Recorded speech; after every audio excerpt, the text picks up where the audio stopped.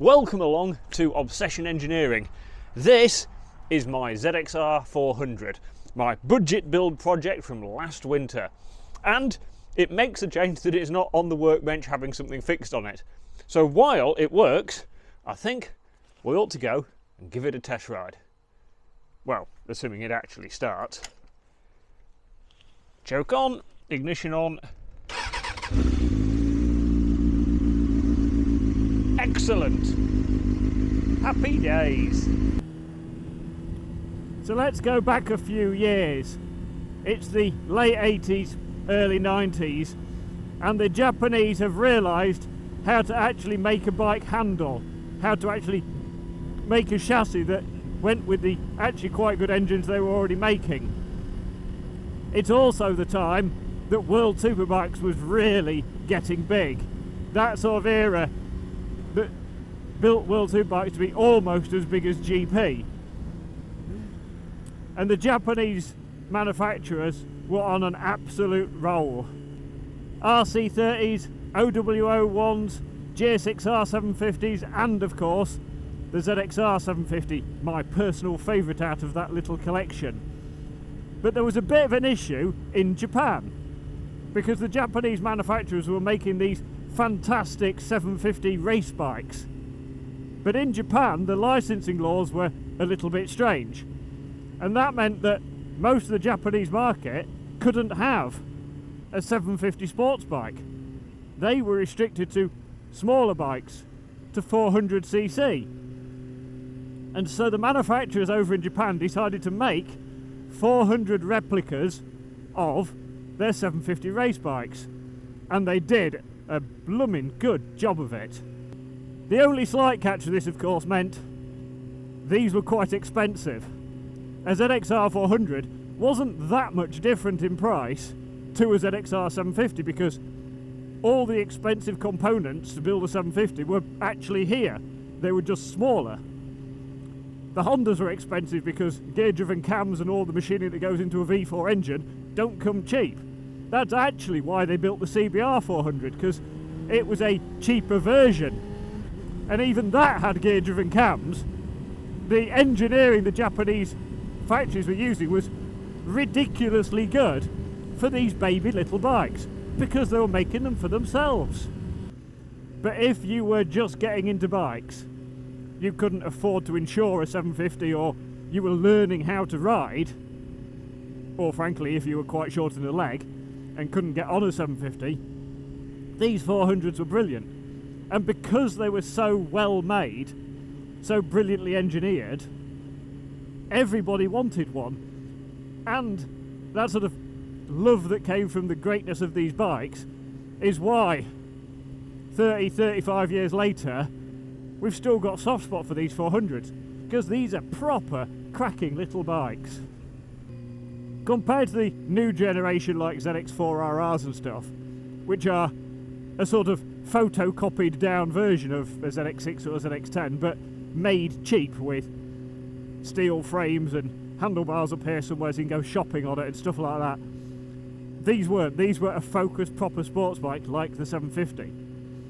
And I think that focus, that proper sportiness of them, also has stood them in good stead, because you don't remember the last trip to the shops on your sensible bike, but you do remember the first time you got your knee down on a 400 or something. These things were, you know, a little bit more focused, a little bit harder work, but that makes them more evocative. Because this one's mine and was bought as a 90% done project from somebody else, the history is a little checkered. It has obviously been completely in component parts at different stages, and it runs lovely. Tickover's nice, through the villages is lovely. I have noticed that through the mid-range though it's fluffy, to say the least.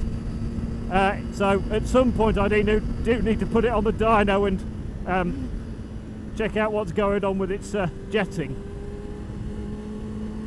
Yes, very fluffy through the middle.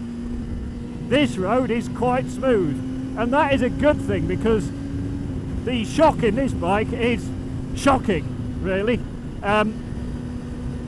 It does go up and down, but not especially well, and so it is a little bit jarring. And because it's small, the riding position is cramped. That's the easiest way to put it. My ankles are basically touching my bum cheeks, and the reach of the handlebars isn't very far, and the handlebars are quite sort of tucked in, and so yes, it's relatively cosy on this thing.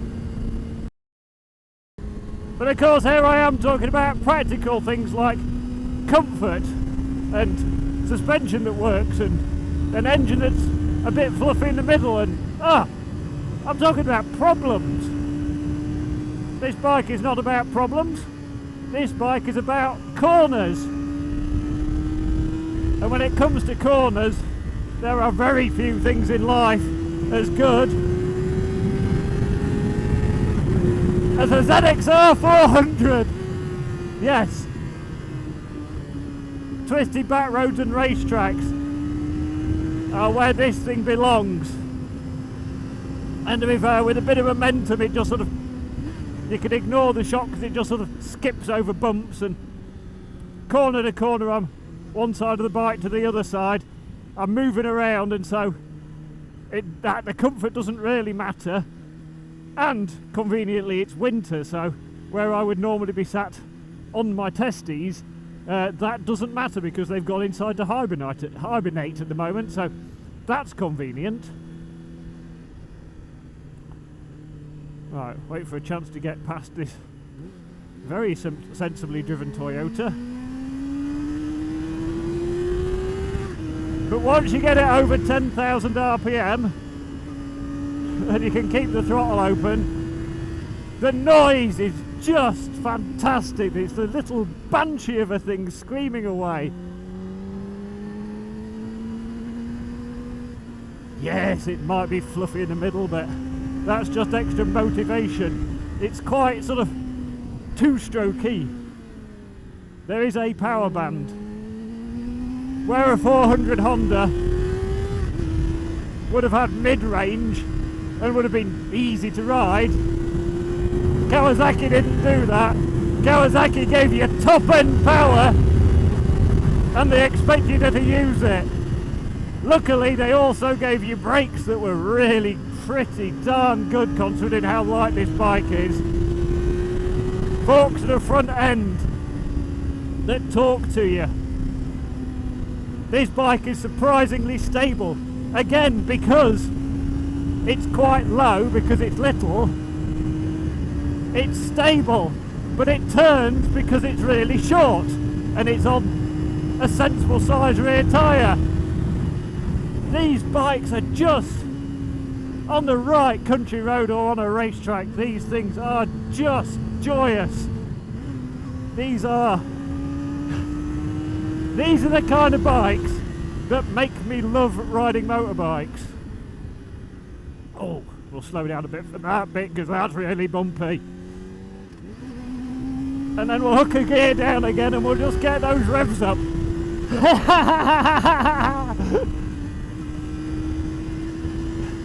Yes, if you had one of these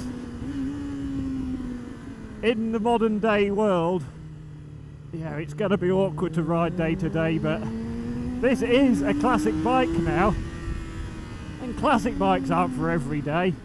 Buy a CB500 for every day, because they're really good. Get a ZXR400 for those occasions when you've just got a chance to get out and have a bit of a thrash. So it's time for a conclusion on my little ZXR400, and if we were being completely critical about this, the conclusion wouldn't be that favourable because, well, it's cramped and uncomfortable, the rear shock's really quite terrible, the fueling through the mid-range is really not very good, and frankly, because it's a small old bike, it's also not that fast. But I think we're missing the point. Think of this instead as a classic vehicle, because it is over 30 years old. And when you look at it like that, it's a lot different, because it's not meant to be practical for everyday use. If you want practical, buy a CB500X or whatever they are, because it'll be brilliant. What this is a chance to reminisce and a chance to remember why I loved getting involved in bikes to begin with. Because once you get past the fact that it isn't going to do things as well as a modern bike, what it does do is arguably better than most modern bikes, because it's undiluted.